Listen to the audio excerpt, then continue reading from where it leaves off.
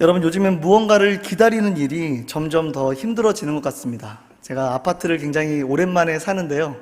여러분, 엘리베이터 문을 닫을 때 가만히 기다리면 문이 닫히는데 자꾸만 닫힘 버튼을 누르려고 하는 그런 습관도 생기고요.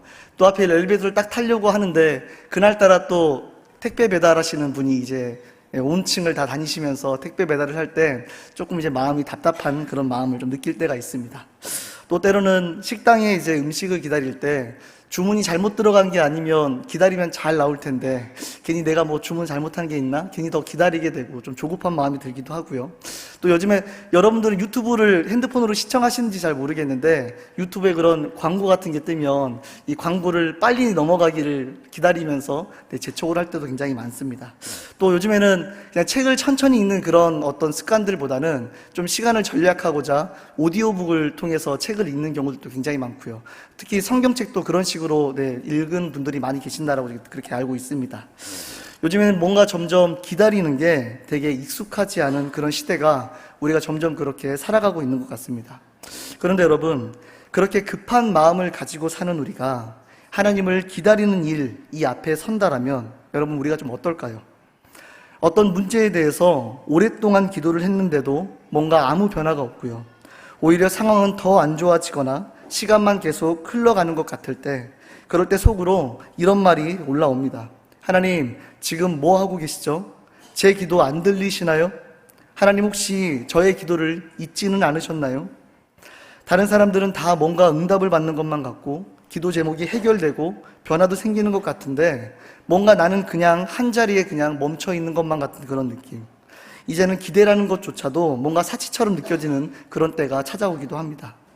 여러분, 그럴 때 우린 혼자 조용히 마음속으로 이렇게 속삭입니다. 하나님, 저는 왜 아무 일도 안 일어나는 걸까요?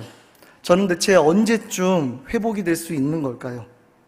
여러분, 오늘 성경 속에도 그런 시간을 지나온 한 여인이 등장을 합니다.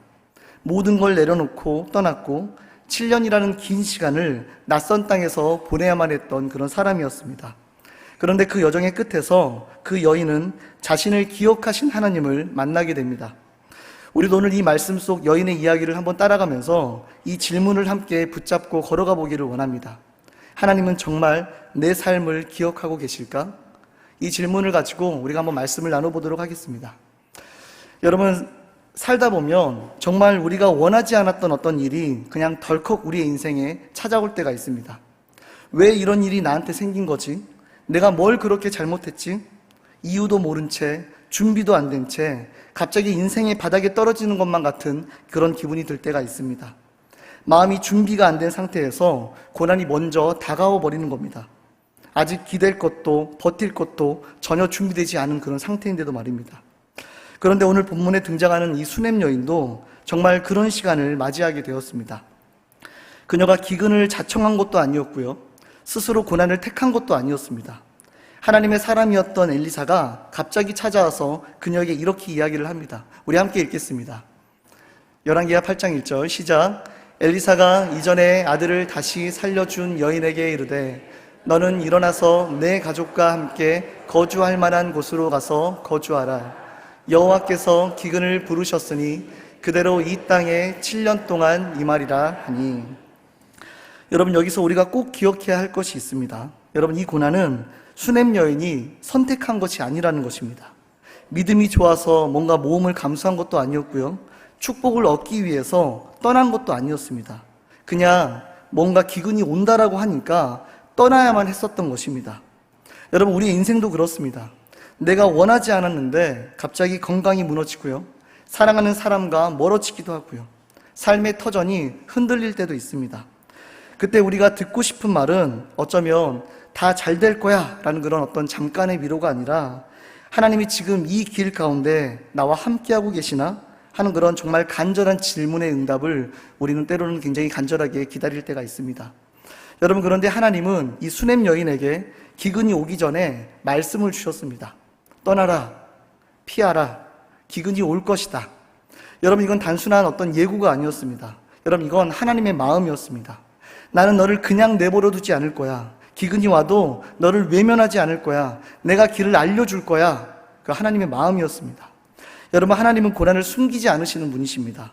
우리가 감당할 수 없을 것만 같을 때에도 그 고난을 없어주시기보다는 그 고난을 지나갈 수 있는 길을 우리에게 말씀해 주는 그런 분이십니다.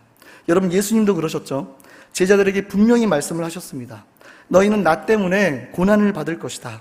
그리고 사람들이 너희를 미워하게 될 것이다. 그 길은 좁은 길이다. 그 길은 협착한 길이다. 그러나 그 길은 생명의 길이다. 여러분, 예수님은 고난을 감추지 않으셨습니다.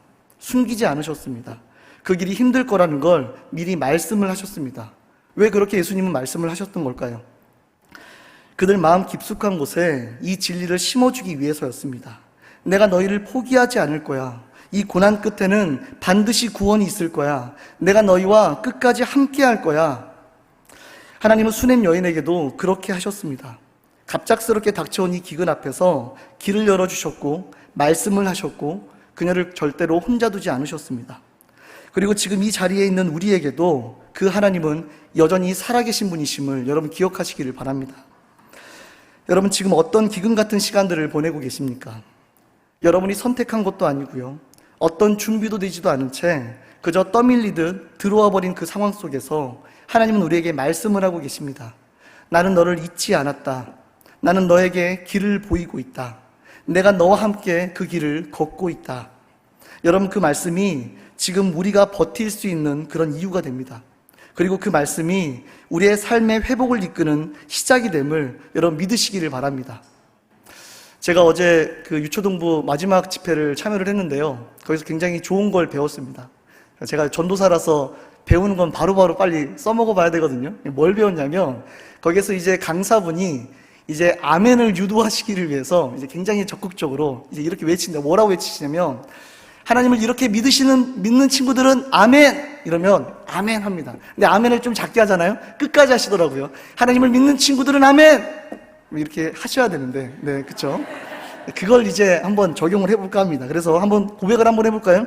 우리의 삶의 회복을 이끄는 그 시작이 됨을 여러분 믿으시는 분들만 아멘! 아멘! 믿으시는 분들만 아멘! 아멘! 네, 오늘 계속 할 겁니다, 여러분. 네. 믿음을 계속 선포하면서 하나님의 은혜 앞에 나아가는 시간들이 되기를 간절히 소망합니다.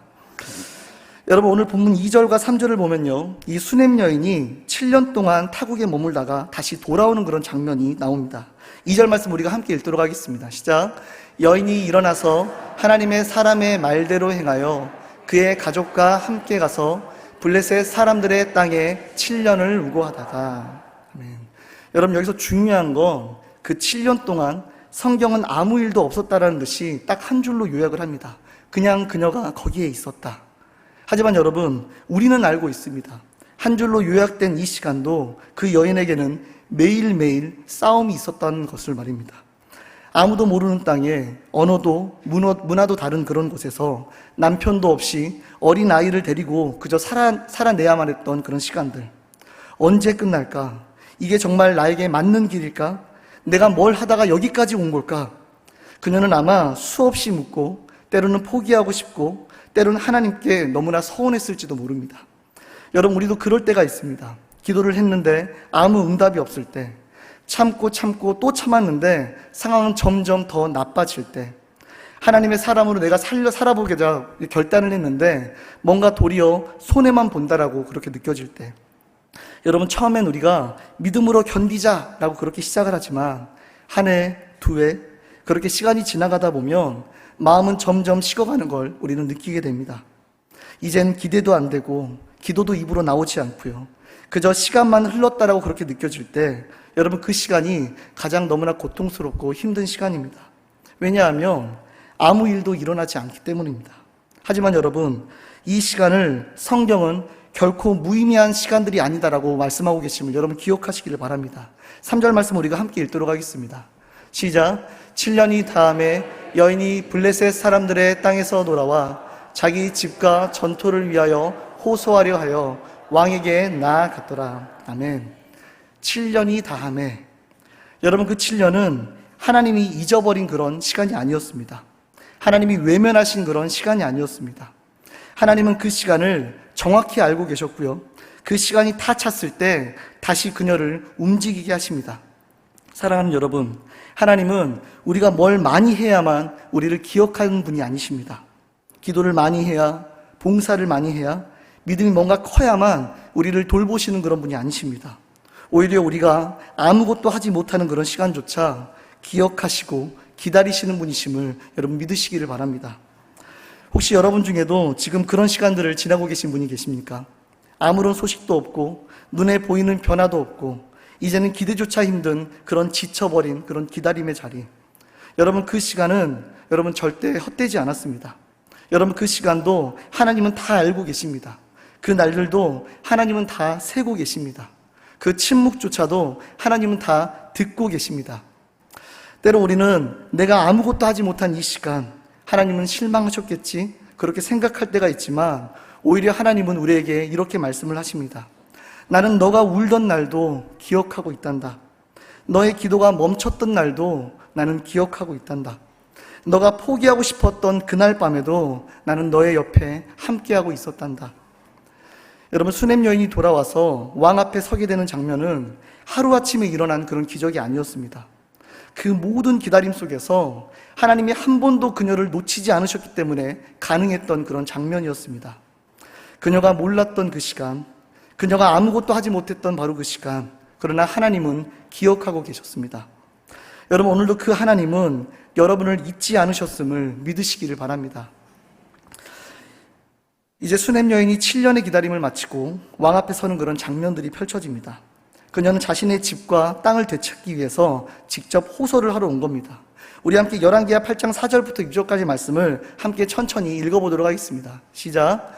그때 왕이 하나님의 사람의 사환 게하시와 서로 말하며 이르되 너는 엘리사가 행한 모든 큰 일을 내게 설명하라 하니 게하시가 곧 엘리사가 죽은 자를 다시 살린 일을 왕에게 이야기할 때 그 다시 살린 나이의 어머니가 자기 집과 전토를 위하여 왕에게 호소하는지라.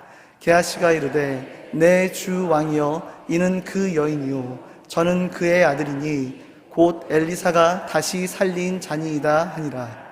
왕이 그 여인에게 물으매 여인이 설명한지라.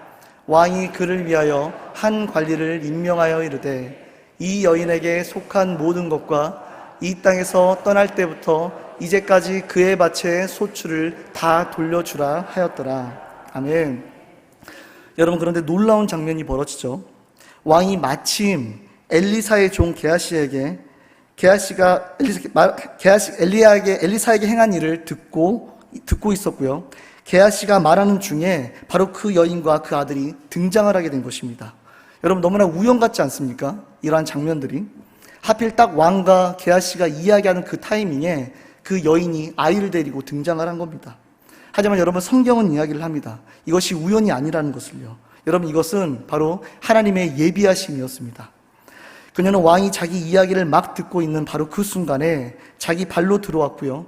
그 순간에 그녀를 보고 게하시가 이 왕이여 이 여인입니다 라고 그렇게 증언을 합니다.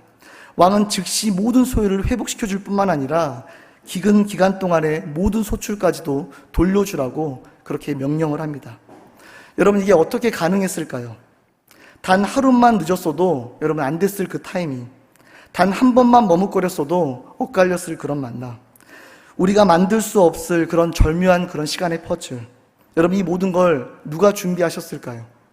바로 우리 하나님이십니다. 여러분 하나님은 수냄 여인이 기근을 피해 떠날 때부터 바로 이 순간을 이미 준비하고 계셨던 것입니다. 여러분 이게 바로 하나님의 신실하심이십니다.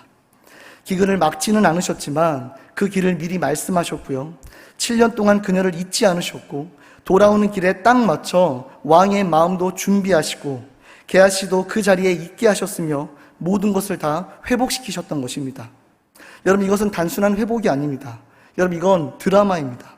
하나님이 쓰신 바로 복음의 드라마, 인간의 능력으로는 도저히 연출할 수 없는 그런 신실하신 하나님의 손길을 우리에게 보여주고 계시는 것입니다. 우리는 이런 순간에 이렇게 이야기를 합니다. 와, 어떻게 이렇게 딱 맞게 일이 풀리는 거지? 이건 정말 진짜 우연이 아니라 무슨 뜻이 있었던 것 같아. 여러분 인생을 살아가시면서 혹시 이런 경험들을 느끼셨던 적이 있으십니까? 여러분 맞습니다. 하나님의 뜻이 있었던 것입니다. 하나님의 계획이 있으셨던 것입니다. 하나님의 기억하심이 그 자리에 있었던 것입니다. 그리고 중요한 것은 그 회복이 그 여인의 대단한 믿음 때문이 아니라는 것입니다. 그녀는 그저 기근을 피해서 갔고요. 그 땅에서 버텼고요. 돌아와서 호소를 했을 뿐입니다. 여러분, 회복은 그녀가 만든 것이 아니라 하나님이 예비하신 자리로 그녀가 그저 들어간 것임을 여러분 기억하시기를 바랍니다.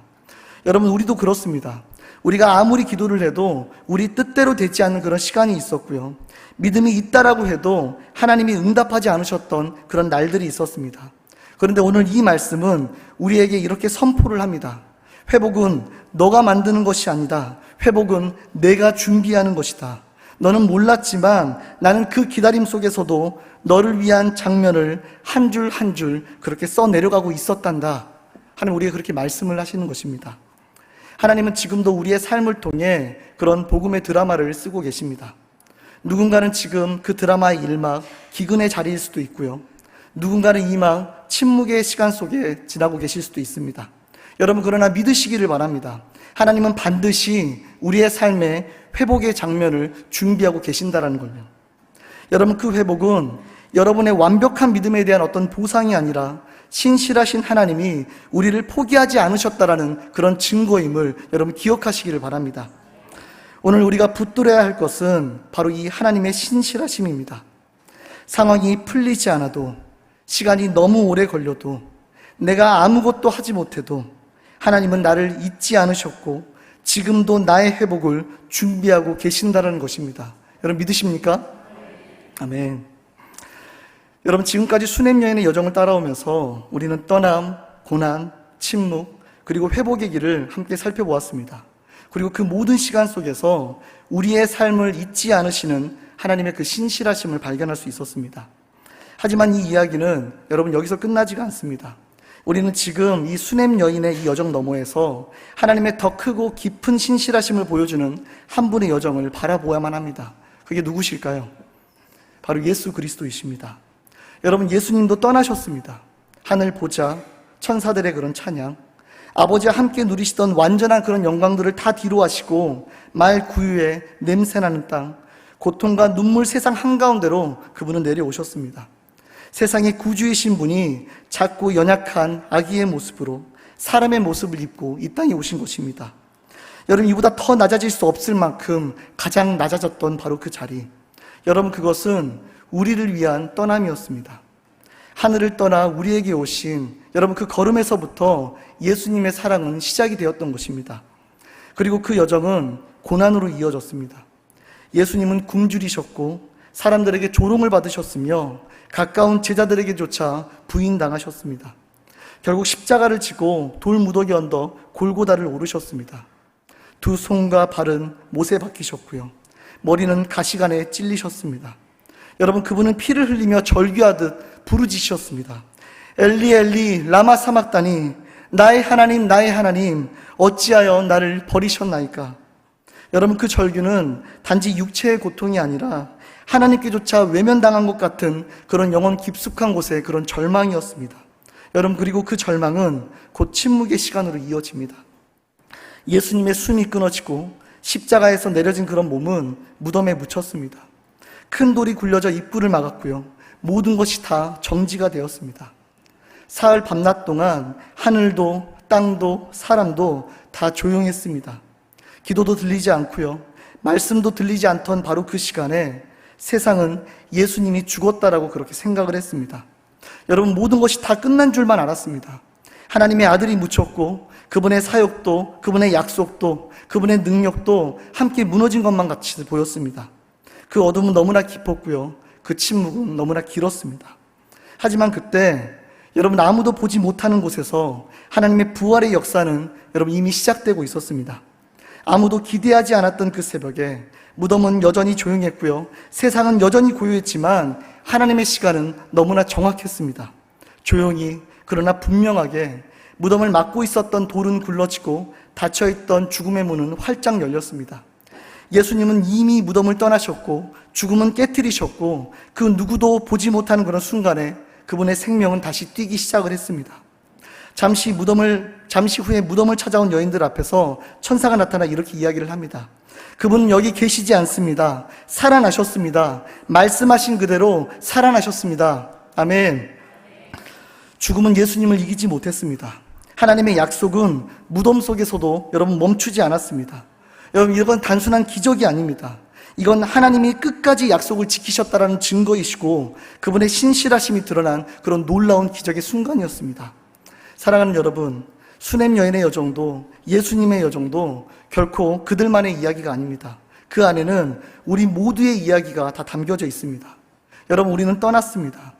우리도 원치 않는 길을 걸었습니다. 우리는 고난을 겪습니다. 때로는 그 시간이 너무나 길어서 기도조차 입에서 나오지가 않습니다. 우리는 침묵을 지납니다. 하나님조차 외면하신 것만 같은 그러한 시간들. 여러분, 하지만 기억하시기를 바랍니다. 예수님이 그 길을 먼저 걸으셨습니다. 그리고 그 길의 끝이 회복과 생명이라는 걸 당시 그 스스로의 그 부활로 우리에게 증명하고 계심을 여러분 기억하시기를 바랍니다. 우리는 지금도 예수님의 그 여정 안에 있습니다. 그리고 그 여정의 끝은 여러분 반드시 회복입니다. 반드시 생명임을 여러분 믿으시기를 바랍니다. 그러므로 우리가 기대하는 회복은 어떤 기도의 응답 이전에 예수님의 부활 안에서 이미 시작된 약속임을 여러분 믿으시기를 바랍니다. 여러분, 회복은 우리가 대단해서 받는 그런 보상이 아니라 하나님이 우리를 잊지 않으셨다라는 그런 증거임을 여러분 꼭 기억하시기를 바랍니다. 그분은 여전히 신실하십니다. 우리를 기억하고 계십니다. 우리의 삶을 인도하고 계십니다. 그리고 반드시 우리를 회복시키실 것입니다. 그 하나님의 은혜 앞에 온전히 서시기를 예수님의 이름으로 축복합니다. 사랑하는 여러분, 수냄 여인의 삶은 여러분 평범한 여정은 아니었습니다. 갑작스러운 고난, 이해할 수 없는 그런 침묵, 그리고 상상조차 하지 못했던 그런 회복. 여러분, 그 모든 순간은 그녀가 특별해서가 아니라 하나님이 신실하셨기 때문에 일어난 일이었습니다. 그리고 우리는 오늘 그 여정의 끝에서 한 가지의 사실을 확신하게 됩니다. 하나님은 한 사람의 삶을 통해서도 자신의 신실하심을 기뻐하시며 드러내시는 분이시다는 것입니다. 여러분, 그 하나님은 수냄 여인을 통해 당신의 신실하심을 우리에게 보이셨듯이 오늘 여러분의 삶을 통해서도 당신의 신실하심을 나타내기를 기뻐하시는 분이심을 여러분 믿으시기를 바랍니다. 어쩌면 지금 우리의 현실은 수냄 여인이 마주했던 그런 기근과 같을 수도 있습니다. 무언가를 잃고 떠날 수밖에 없고 아무 소식 없는 그런 기다림의 시간. 정말 회복이 가능할까? 하나님은 정말 나를 기억하고 계실까? 그런 의심의 마음이 우리의 마음을 지배할 수 있습니다. 하지만 여러분, 오늘 본문에선 우리에게 말씀을 합니다. 하나님은 우리를 잊지 않으셨습니다. 여러분이 견딘 그 고요한 시간도, 말 한마디 꺼내지 못했던 그 긴 밤도, 심지어 신앙을 놓고 싶었던 그 깊은 좌절의 시간도 하나님은 기억하고 계셨습니다. 그리고 그 기억은 회복이라는 약속으로 우리에게 되돌아옵니다. 우리가 함께 바라본 예수님의 여정을 여러분 기억하시기를 바랍니다. 그분은 떠나셨고 고난을 받으셨고 침묵 가운데 묻히셨지만 여러분 결국 부활하셨습니다. 그 여정은 단지 한 사람의 이야기가 아니라 우리 모두를 위한 복음의 드라마였습니다. 예수님의 여정 속에서 하나님의 신실하심이 완성이 되었고 우리를 향한 회복은 이미 시작된 약속이었습니다. 그러므로 사랑하는 여러분, 오늘 우리의 삶이 아무리 기근 같고 아무리 침묵 같고 아무리 고난 같아 보여도 하나님의 부활의 역사는 지금도 여러분의 삶 속에서 조용히 그러나 반드시 움직이고 있음을 여러분 믿으시기를 바랍니다. 하나님은 여러분의 삶을 통해 그 신실하심을 기뻐하시며 나타내실 것입니다. 그리고 그 신실하심은 여러분의 고난을 넘어 복음의 회복으로 연결될 것입니다. 오늘 이 밤에 수냄 여인의 여정과 예수님의 십자가를 지나 우리의 삶에 도착한 이 하나님의 복음 앞에서 우린 이렇게 선포하기를 원합니다. 하나님, 저를 잊지 않으셨음을 믿습니다. 저의 기다림과 고난 속에서도 주님의 신실하심은 여전히 살아있음을 믿습니다. 그 회복의 약속이 예수님 안에서 이미 시작되었음을 믿습니다. 여러분, 이제는 그 믿음으로 살아가시기를 축복합니다. 아직 아무것도 보이지 않아도 하나님은 여러분을 잊지 않으셨습니다. 여러분은 기억된 사람입니다. 그분은 반드시 여러분의 삶을 통해 그분의 신실하심을 드러내실 것입니다. 여러분, 이것이 복음입니다. 이것이 우리의 소망입니다. 여러분, 이것이 우리의 바로 회복입니다. 오늘 이 밤에 이 복음이, 이 소망이, 이 회복이 여러분의 삶에서 분명한 믿음으로 고백되는 시간이 되시기를 다시 한번 예수님의 이름으로 축복합니다.